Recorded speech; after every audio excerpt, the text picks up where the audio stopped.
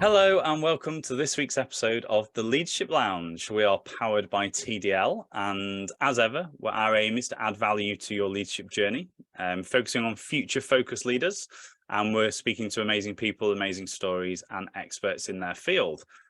However, I say however, because there is a big difference with today's episode. When we rebranded and restarted the podcast, we said we would be hosting conversations, discussions, and debates with more than one person. So this is our first one. We've only ever done this once, and that was the 100th episode.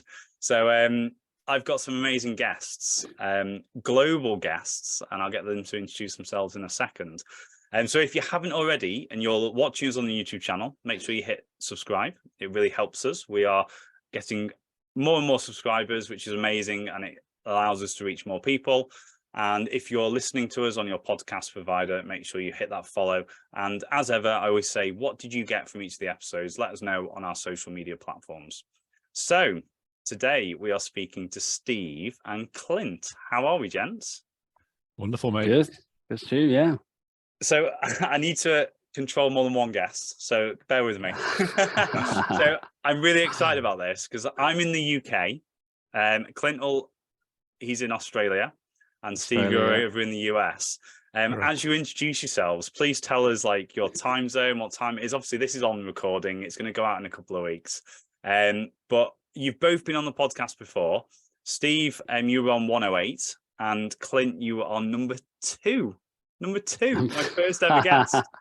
So we'll harbour on that point a little bit, and I'll get you to give us a bit of an introduction of where you are and some of the reflections on your podcast. But Steve, let's go with you first. So, Steve, just introduce yourself and tell us where you are, what time zone you're in, and off you go. Absolutely. I'm the one furthest in the past. Clint is like many hours in the future right now. So I'm 6 hours behind Stu on Central US time. I'm down in Louisiana, and I've been in the US for, gosh, I'm only a couple years away now from having been in the US as long as I was in the UK, but I'm still holding on to my accent and my British isms too. I made a cup of tea, gents, just before we got started here. So I'm still, I'm a bit more tan than your typical British guy, and my accent's a little bit iffy at times, but I'm still British through and through. So fantastic. Thank you very much. And then Clint, off you go. Yeah, I guess I'm in the future. So what I'm experiencing right now, you will experience further on today. Yeah, Clint Ray. So I'm in Sydney, Australia. So it's early in the morning here, very early. So I've had to get up super early this morning. So yeah, I was on like podcast number 2, wasn't it? Wow, seems like doesn't seem that long ago. It was nearly just. I think it's nearly 3 years. Just for time reference there, it's definitely 2.5. So yeah, a lot has changed. Yeah, look, a lot has changed. Started my own business, run leadership development consultancy. So we consult into businesses on leadership solutions, from like leadership programs to coaching, to team development workshops and things like that. So it's been a journey over the 3 years. Always think about it as a poker player. You know, the poker players who are the best are not necessarily winning everything. They're consistent over the long term, so they don't get ahead of themselves in terms of their emotions and cash flow. Amazing, thank you so much. So as you can see, ladies and gents, that or here, it's amazing to bring together. Obviously there's two main focuses here. One was to obviously show the global reach that we have through TDL. But two, I always say the privilege of having these great conversations with great people. And I wanted to bring that to the audience because obviously we've all got like-minded jobs, backgrounds, but surrounding yourself with great people that are forward-thinking, future-focused.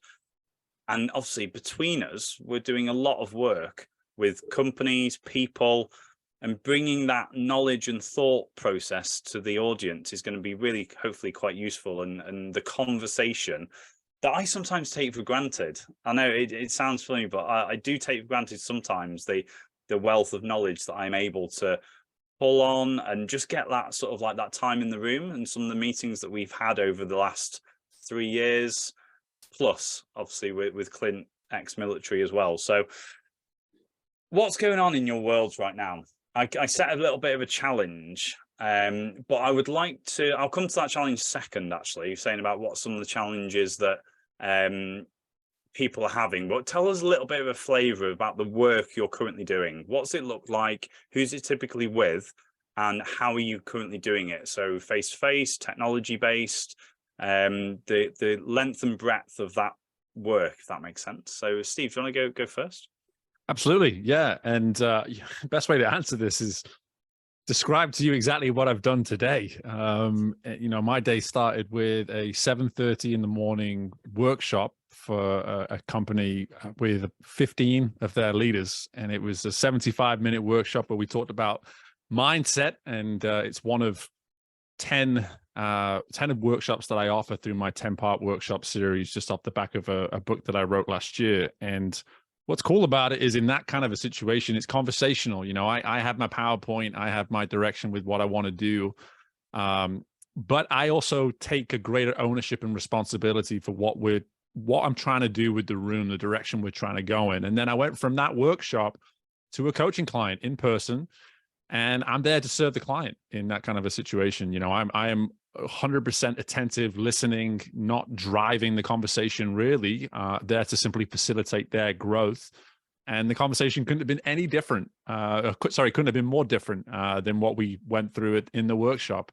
And then I had a couple of virtual calls this afternoon, and those were completely different from those two things as well, talking about some business development opportunities, etc. And you know, that is my typical day now, and I wouldn't have it any different. You know, that diversity, you're kind of touching on it there, Stu, with this notion of the types of conversations we're, you know, privileged to have at times. No conversation is the same. No people are the same. The diversity, what I find, where I find myself sometimes, you know, providing more insight versus asking more questions. You know, it's all different scenarios. And I think that's the beauty of the world that the three of us operate in, is the diversity. Just, it never surprises you. Just when you think you've maybe figured out the breadths and depths of it, there's another level to it in some way, shape, or form. So that I like explaining what I'm up to these days just by telling you what a typical day, and it just happens to have been today. So I love that. I love that. And I was part of the business development as well. There you go. I? Those conversations. I love that. I said to you, I'll see you in a couple of hours for the podcast. I love that. Clint, off you go. Yeah, I guess being in Australia, it is a little bit more, I'll say a little bit more remote, but we're having these conversations today. So a lot of the work, it is now coming back into blended.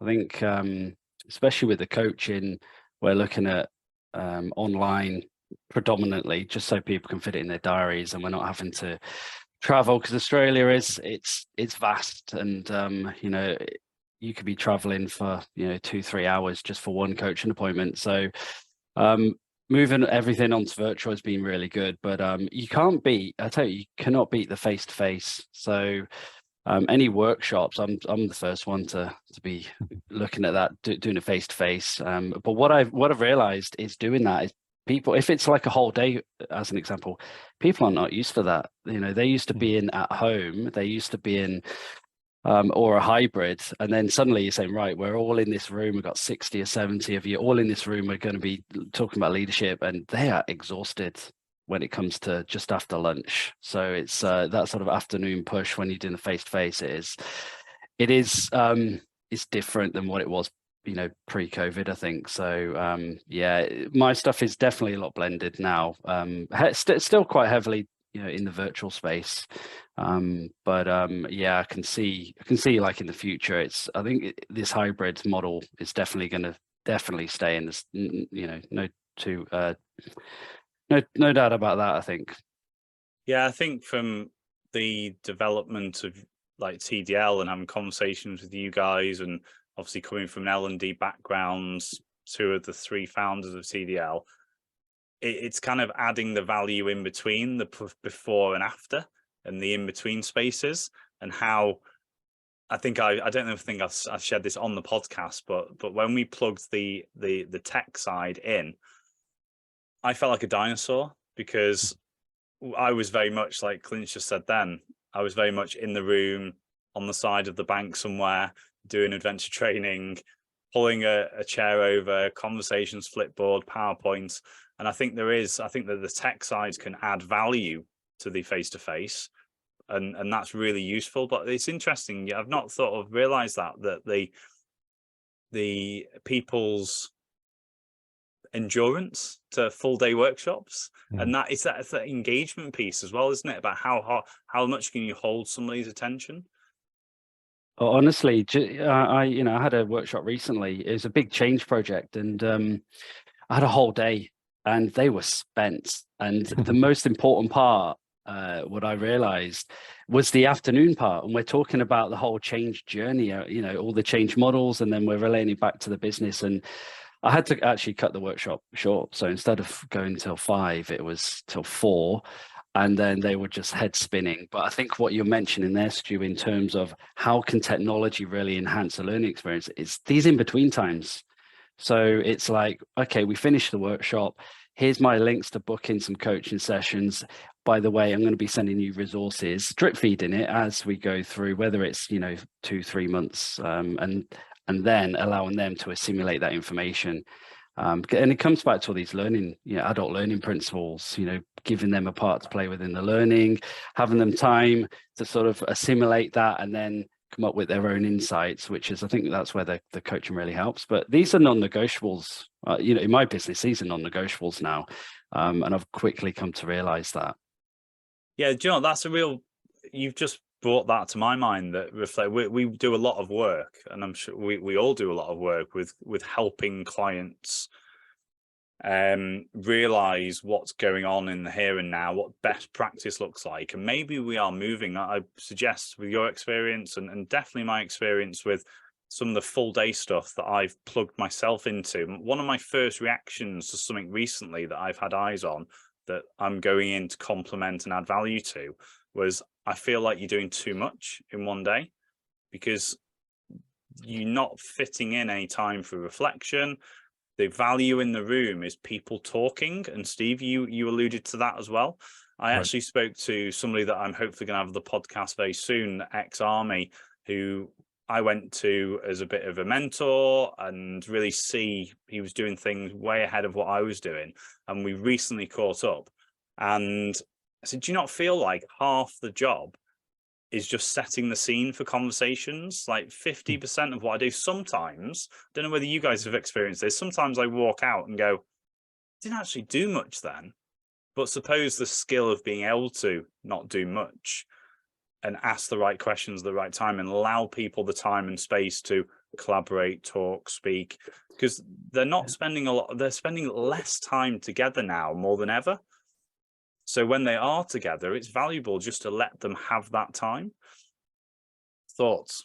Yeah, I was just going to say, like, it comes back to really honoring that whole phrase, a shared space. Like, we talk about it all the time, like creating a shared space. And sometimes we just assume that by having multiple people in a room, we're sharing the space. It's like, well, no, it's not. It's not about occupying the space. It's about truly sharing the energy within the room. And for me, I'm just such a big energy person. Like my energy radar is talking to me at all times when I'm doing things like workshops. I even have a process where I never let more than 2 slides go by where I'm not having a slide that in some way, shape, or form introduces a question, a conversation piece, or prompts energy to be created within the room. And we've all been in the opposites of that, right? We've been in that audience. We've been in that hour lecture or whatever it is. Look back at uni, whatever it is. We've been in those rooms where someone talks and talks and talks, and you just can't stay with them. You can't. Like, we're human beings. We need to engage, and we need to reciprocate the energy in some way, shape, or form. So for me, it's like, what is a leader willing to do to honor a shared space, not to just simply create it, but then actually go the next step and honor that space as well. Steve, you bring up a great point. You talk about leadership, right?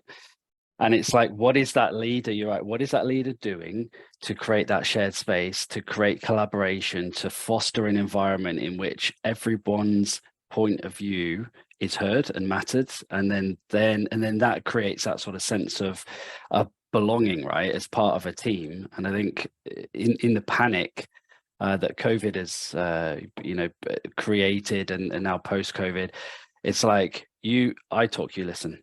That's the way it is. Oh, we're going to go off and do an offsite, and I've been an observer for an offsite where I've just sat there and watched, and I'm like, stop talking. And you can see this, right? And this has been a fly on the wall. You can see it, and you're going, look at everyone's energies. They're just sat there doodling, not paying attention. And it's like, I've had to pull that guy out to the side and say, hey, stop talking, and create, like you said there, Steve, moments of collaboration and shared energy in which people can get the most out of the time, because the face-to-face time now is so important. And I think people trying to maybe cram, like you said, Stu, it's too much into such a short period of time. I love that. And again, it's funny because we're having those, even though we're at different continents, different time zones. It's something I'm going to allude to now, actually, saying about what are the current challenges that you're seeing. And I said, I literally, just before I jumped on, I wrote these down and thought, well, now we haven't got any questions, I don't want any agenda as such. I thought it'd be interesting to what 3 challenges you see out there. So I'm going to go first and explain a little bit about the 3 things that I've found. So the first one is time. So people are really struggling with time. It's something that I coined 12 months after being out of the military. I think I've told this story before, but I sat down and I thought, what have I seen from my military perspective on business and life outside the military bubble? And one of the things is busy being busy. Like, people are just wearing busy as a label, as almost, some people wear it as an honor. Like, I've been really busy this week. It's just like, oh, that sounds great. No, it doesn't. It's like, what have you actually been doing for productivity lead to? So time, I think, is always been on the agenda, but people more than ever are, and we're doing some stuff with TDL about digital time management, about, is your calendar ruling you, or are you ruling your calendar? Blocking space, being the welfare link to space and time away from a screen, all those sort of things. The time is there. The second one I've put as patience. So patience is a funny way of saying people's patience to go to that, oh, it's quicker and easier just to do it myself mentality. But I've put it under the bracket of patience, because I think people being busy, their patience levels are really low. So when we're bringing through new talent, we're bringing new starters, like you alluded to, Clint, it's that tell rather than coach. And it comes up on all the programs that I've been delivering on, all the stuff that we've been doing over the last 4 years, that the benefit of having coaching conversations. So I deem it under, like, people, because again, I put patience, because then you see a lot of frustration and anger, and we do go to anger sometimes. And there's been some real honest and open feedback from leaders that are going, yeah, I get angry, I get cross, whether I show it, people show it in different ways. People go home and show anger and talk to other people about it. And then the third thing I've put as skill. So skill. And I'll explain that one, because it's a bit of an odd one to say skill. I'm not saying that people aren't skilled. However, I feel that in the modern world, the skill and knowledge of technology and how we can lead digitally, how we can collaborate and communicate digitally, the skill level is a lot less than I thought. And I'm going to go to the bracket of, with TDL, we've been looking at the future generation, and I've been doing some stuff at colleges, universities, and I thought the next generation of people were going to be picking this sort of stuff like that, like a click of the fingers. What I've realized is the tech knowledge of the next generation of leaders is very much based on social media, very much based on gaming, very much based on, well, very much not based on collaborating and communicating in the corporate digital space. So shared documents, shared collaborative folders, meetings, all these things that I've been sort of conversating. I think actually there is going to be a big change management piece and an upskilling into the modern world. We kind of think that obviously my kids and our kids, actually, all fathers, are doing things like coding at school and doing all these great things. But I think it's not, for me, my experience, not had a direct correlation to what's happening in the business world with regards to tech and how it's being used. So yeah, that's my 3. So there we go. Who wants to go next? Clint, do you want to go? Unpack that. I think, look, I agree with you. Like my 3, I've got down it, agree 100% is time.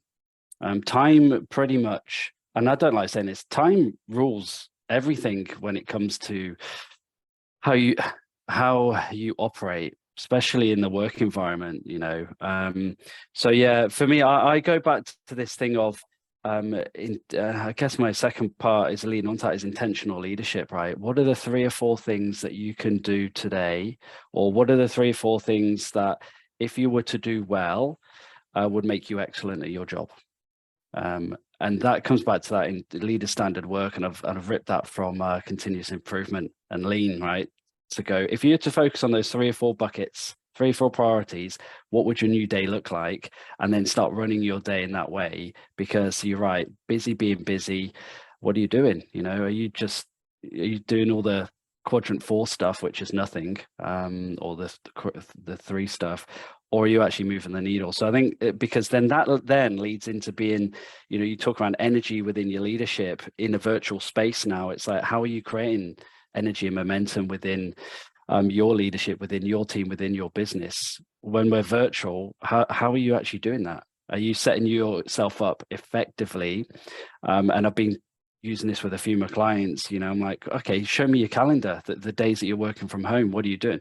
Oh, I get up late. I don't go out for a walk. I'm busy doing emails and busy emailing.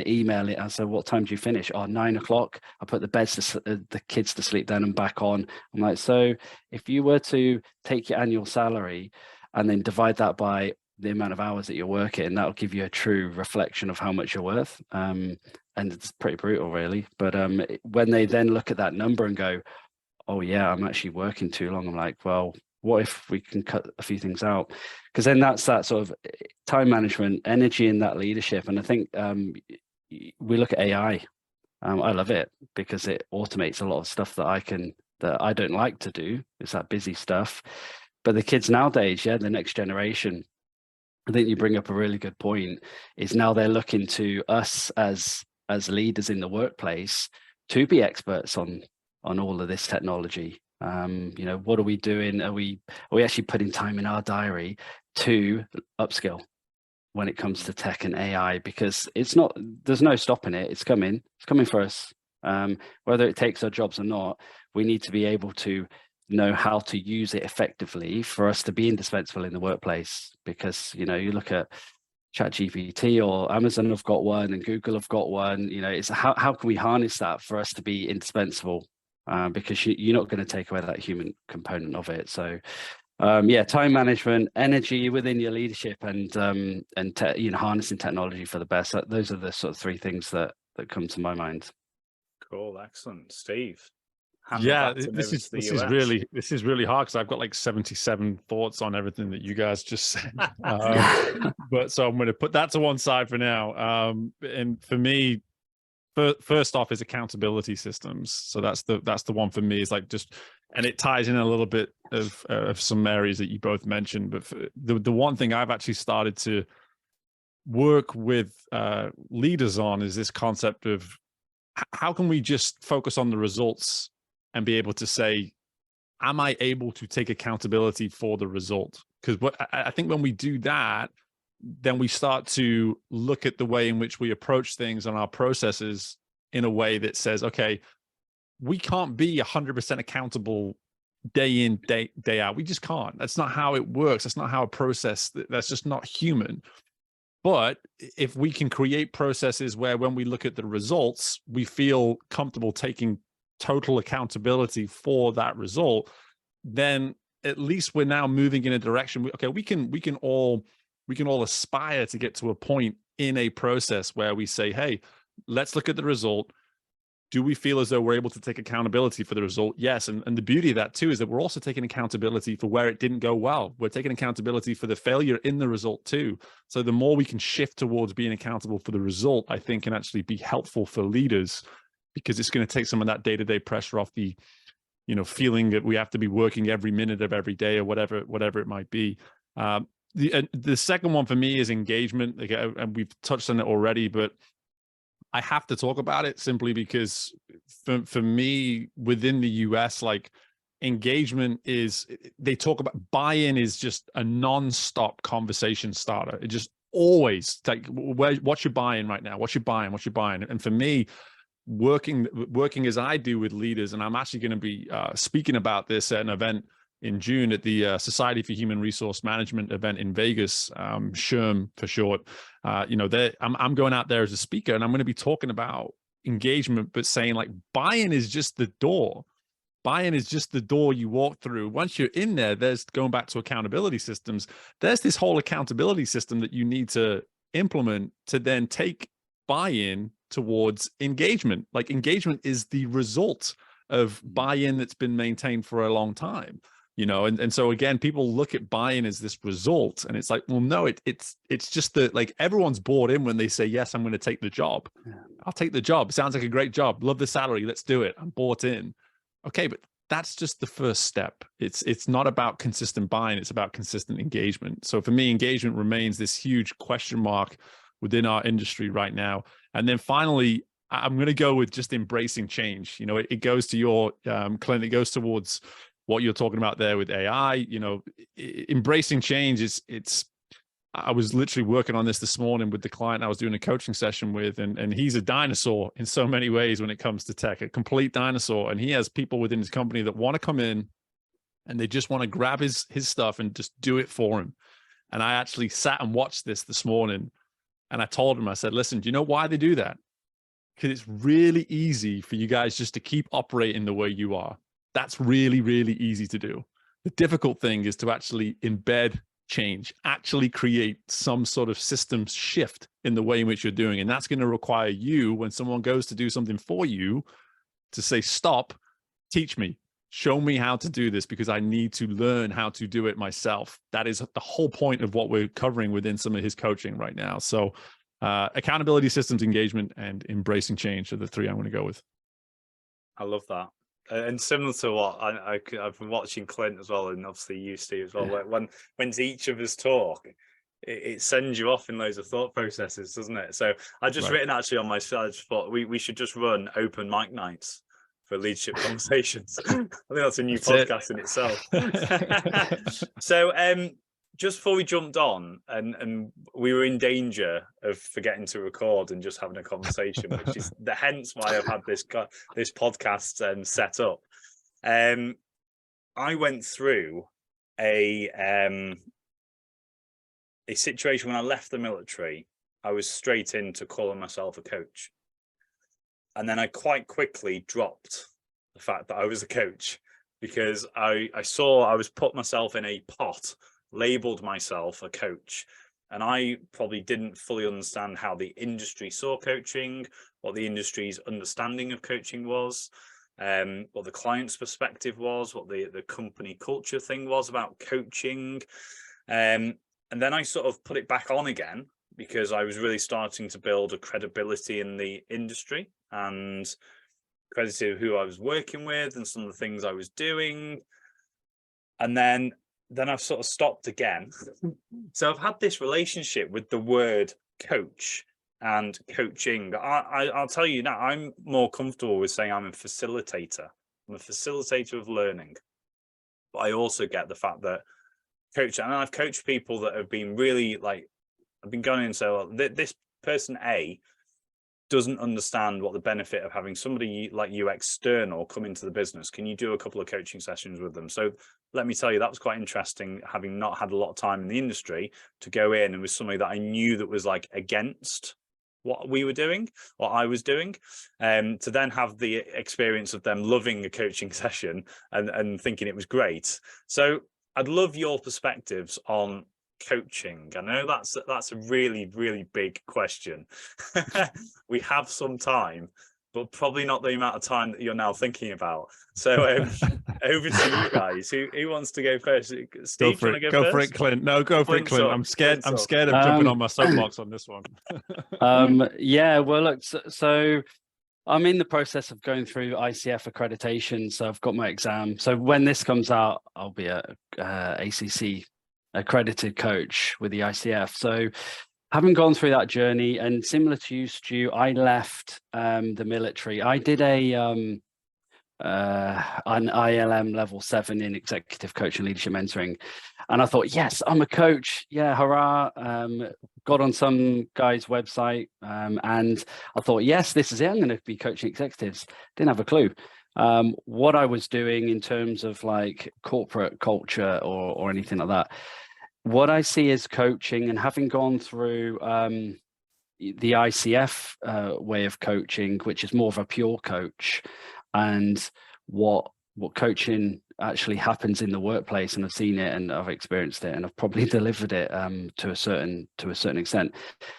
What I think is, if you're going to call yourself a coach, I don't know, there needs to be some training there, right? So you need to have some sort of framework or some sort of training, whether that is you go down the credentialing route, that's entirely up to you. I've done that because I've got a lot of corporate clients, and it gives me a few more avenues to look at. Having said that, for the last 11 years, I've not had that credential. So I've been like you, Stu, coaching is a medium for development, right? So whether that is leadership, whether that is self-development, whether that is teams, whether that is coaching or sports, right? It's just a medium to provide insight for people. So whether you call yourself a coach or a facilitator, it's by the by. If you are providing genuine value to your clients, that's all that matters, because those clients, then they're receiving value, their businesses are improving, their relationships are improving, and, you know, call yourself whatever you want at the end of the day. But that's my view with on that. I like that. Go on, before I answer as well. Go on, Steve, over to you. Yeah, no, well, no, I there's a lot I agree there with Clint, and you know, I think for me, I come at this from a unique story of just going from the world of, as we know, the most traditional use of the term coach of sport. And, you know, I come from swimming. I did it for 10 years. And when I moved into this space, I unlike you two, I refer to myself as an executive coach. Like that is every room that I walk into. Hi, I'm Steve Meller. I'm executive coach. It's the first thing I say whenever I'm introducing what I do. And the reason I do that is because I took some time after swim coaching to really get a feel, like learn the lay of the land, like get a feel like, okay, what is the difference in these worlds, and how can I actually honor and respect that? And I jumped right in, Clint, to the ICF stuff. So I went straight through the ACC stuff, and instead of just getting certified, I was collecting enough hours with coaching where I was on pace to just go get my PCC. So I'm going to be in the next, hopefully by the end of Q3 in 2023, be a PCC certified coach. And going back to my third topic that I brought up before, that embracing change, you know, the first thing I did when I started to go down that ICF route was to say, okay, I am forcing myself to change as a coach. I have to change as a coach if I'm going to actually create a shared space for potential clients to facilitate this optimal growth that we're all talking about in different ways here. And so for me, that was something I did, and that I found a balance, I guess, of some of my, let's say, more swim coaching approach and my executive coaching style, some of the ICF principles. I've blended it into a way that I know through the way in which I coach now privately with my one-on-ones. Everything is done to facilitate the growth of the client. I am always sharing that space and ensuring that it is about them. And I've had to really work on, when someone looks me in the face and says, well, what do you think? You know, just to work on refraining from just answering that in the moment, and actually stopping and saying, why do you feel the need to ask me that? Like, what am I missing here as your coach for you to have some uncertainty about why you need some more clarification on this topic? Let's keep going. You're obviously not done thinking this through if you're looking for some sort of reassurance from me. But the beauty is, I did elements of that when I was doing sim coaching. When people would not swim well, you know, they would always come to me and they would want answers. And I would just say, well, talk me through some of your choices outside of the pool the last few weeks. Well, you know, I've been eating this, I've been sleeping like this, I've been going out on the weekends, blah, blah, blah. And how's that been working out for you? You know, and just like giving them an element of ownership in the swimmer coach relationship, to where it's like, you can make this all about the coach if you want, but you have to see some ownership as well. And I enjoy that challenge to continually change in that space today. Yeah, I love that. It's a massive subject, and Clint, you were saying about qualifications. I was 3/4 of the way through a qualification, and I didn't finish because it was more important. I was just out of the military. It was more important that I was doing work and getting work. It was like pandemic time, and I've reflected since, and how I've been privileged enough to set up what we've got is that actually bringing on board people that have got more experience, high quality, better experience, experience twice, but the credibility and relationship they have, and we get people all the time asking to come on the podcast, for example, and there's a percentage, I think we've only had a handful, there's no more than 5 people that we've had on the podcast from when this goes out, 130 plus episodes, where we've allowed somebody that has directly asked us. We have enough people, enough credibility, enough kind of, I go out and look at people that I feel credible to come on because they've got a great background, they've got a great knowledge base. It's not, I don't look at, are you qualified, basically. I look at, have you got the experience? Are you really good at what you do? And I suppose that comes in from that the CV thing, doesn't it? The CV conversation, isn't it? About how can you get through the door? There's a lot of people that get through the door, but can they actually do that people element of it in there as well? So future focused leaders, let's fast forward to like now and future. Okay, so at TDL, our thing is like leading the future. Obviously, we're doing it through technology, we're doing it through experts, we're doing it through amazing people like yourselves. What do you think the future holds for leaders? Go on, Steve.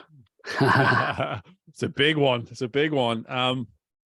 You know, I something that you touched on before, Clint, is that when the leaders want to just stop and say, I can't keep just kicking the can down the road and assuming at some point that I'm not gonna have to have that responsibility. Like whether it's tech, whether it's AI, there are components of your role as a leader that just come with the responsibility now. That comes with the title, and part of leadership is seizing exactly that, seizing ownership for what it is you are simply responsible for. You know, I was in swim coaching as the mental health movement became what it is now today.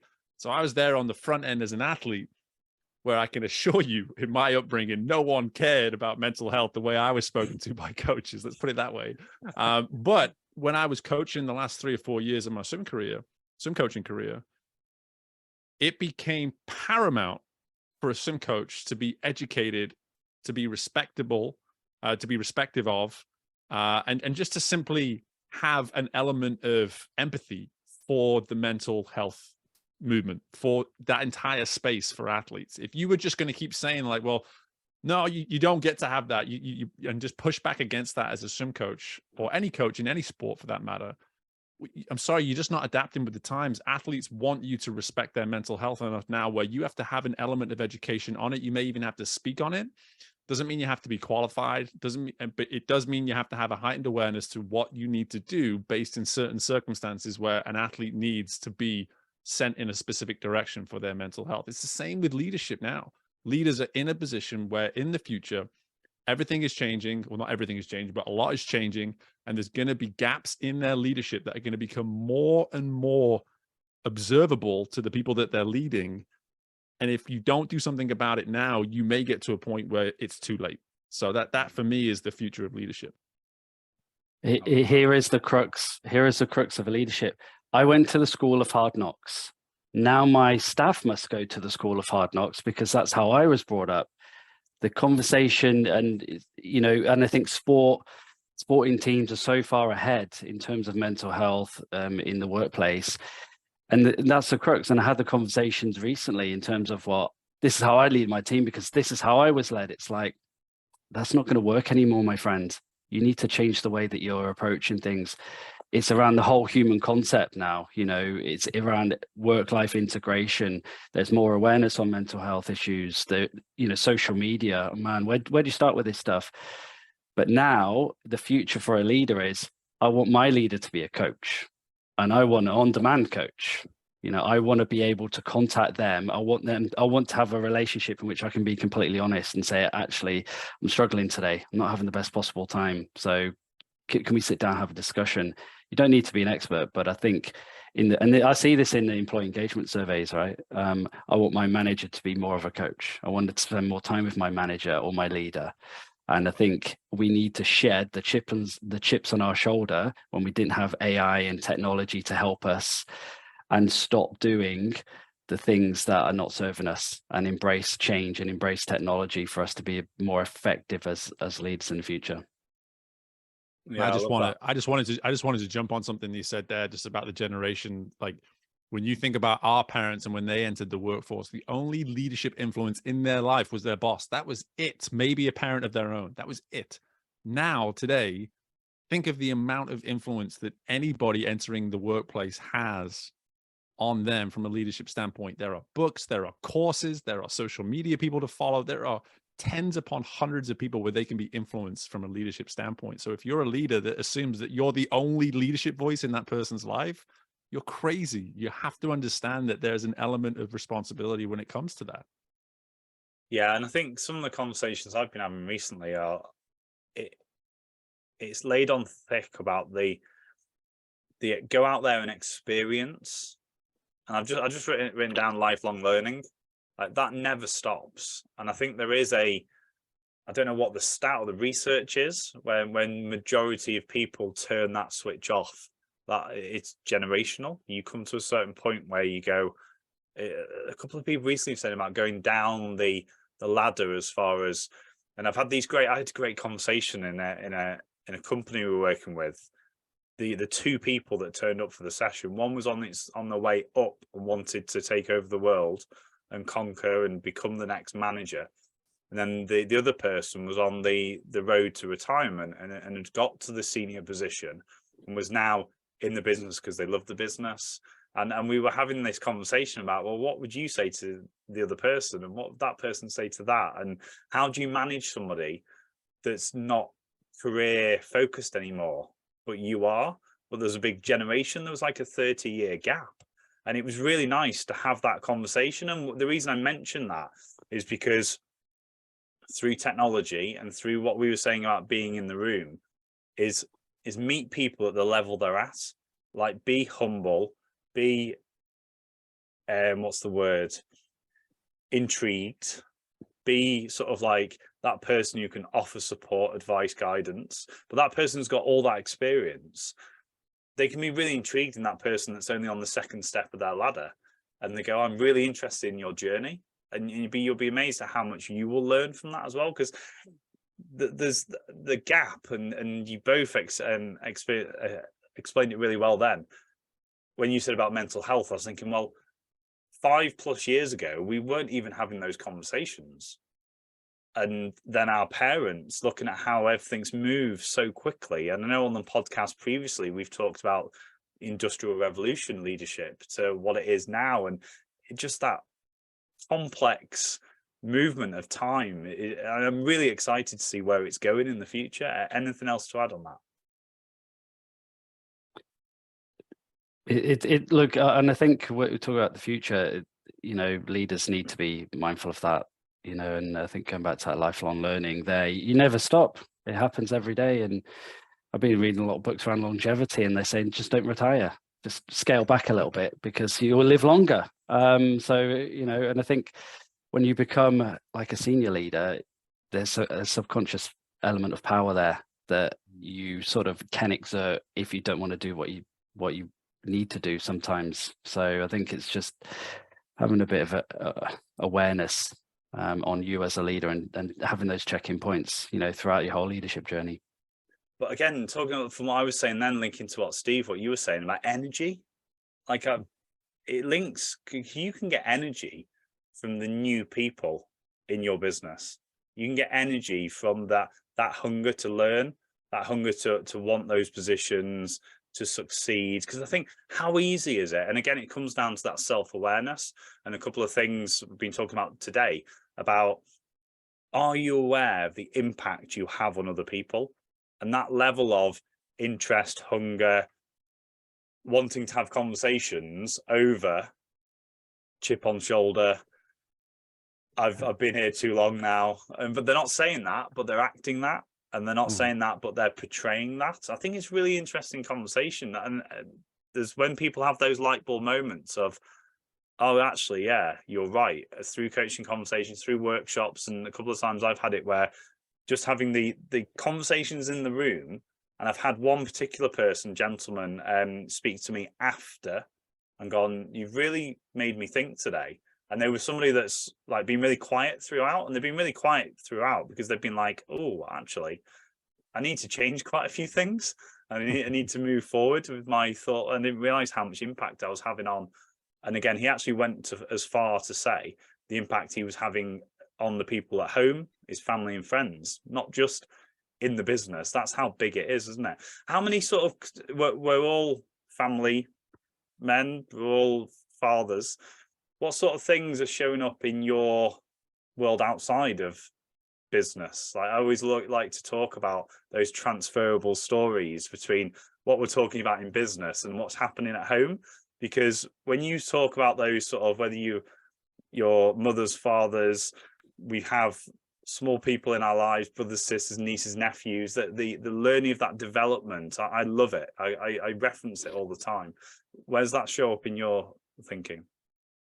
I mean, I've got a 2.5-year-old boy right now, and I always have to remind myself he cannot communicate clearly what he wants. He can't. He's 2.5. He's not supposed to be able to communicate clearly what it is that's either bothering him or upsetting him or whatever it might be. And it's something that I think about in relation to leaders all the time is, what are the people within your organization not telling you? And is that because they don't know how to tell you, or because you're not creating a space for them to tell it to you? You know, and that's, I think about that in relationship with my youngest and my son, and just like, how do I create any sense of space where I can actually gain an element of understanding about what it is that's bothering him right now, or whatever it is that he's struggling with right now. And even just getting down on his level, you know, you hear that one in parenting all the time, like, don't stand above the child, get down on their level. And whatever it might be, it's just like, there's always ways to play through it, or act through it, or just work through it with a child. But it's the same thing in the workplace, you know, just if you don't create the shared space, or you don't accept maybe that this individual is unable to communicate to me the way that they would like to maybe communicate to me, how much ownership do I actually want to take over that? You know, and leaders need to take ownership of that. I love that. Clint, anything? Yeah, the analogy of rock climbing comes to mind. Like, when you are on the pointy end and you're lead climbing, you are focused, you are up there, you're making all these moves. But then when you're the seconder and you're sort of looking up going, yeah, wow, yeah, good move. And then you are then having to take the gear out, climbing up after this person. You're like, how do they do that? I don't even, I could never have done that, right?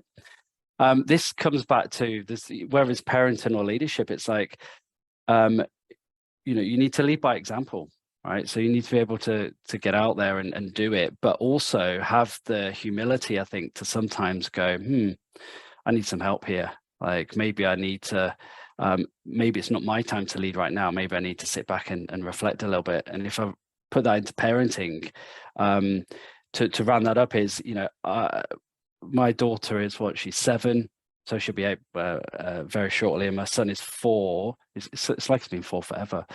And I've got into the whole coaching thing now. So now I'm running my daughter's soccer team. So I'm coach. I didn't realize that it's a massive commitment. Saturday mornings, Tuesday and Thursday trainings, and I'm running all this stuff, right? I'm doing, you know, so I'm drawing on all these coaching skills. But going back to the climbing is, and I was doing her athletics as well, right? And I was sat there and some other parent was leading athletics, and I was just seconding, coasting along, going, oh yeah, I could probably do a better job. And then my wife called me out. She says, you should be doing this. And I was like, what? She said, you're more than qualified. You're a PTI. You used to teach athletics to trainees, and used to teach soccer and teach basketball and teach all this stuff. And I said, you're right. So then I thought, I'm going to just lead by example and just jump straight in there. And I've, been doing the athletics coach and now the soccer. But it comes back to your point, Steve, there is like, these kids are 7 or 8 years old, right? What are my expectations? You're going to run laps. I'm going to talk to you like an adult. No, I need to make it fun, enjoyable. I need to start really basic and explain things and actually just get them doing, because it's all around the experiential learning. So that's how people are going to learn, right? But I think in the workplace is that we're so impatient. We want it quick. We want it fast. We expect everyone to be online all the time. If you're not going to do it, I'm going to take it off you. I'll do it myself. So I think sometimes we need to just, stop and think, well, where am I right now? What am I here to do? And I think you mentioned a really good one is around that leadership shadow. What is the shadow that I cast on my team, on me as an individual, on my friends and my family? And sometimes it takes a coach to sort of pull you out of that, to sort of give you that awareness. Amazing. Right, gentlemen.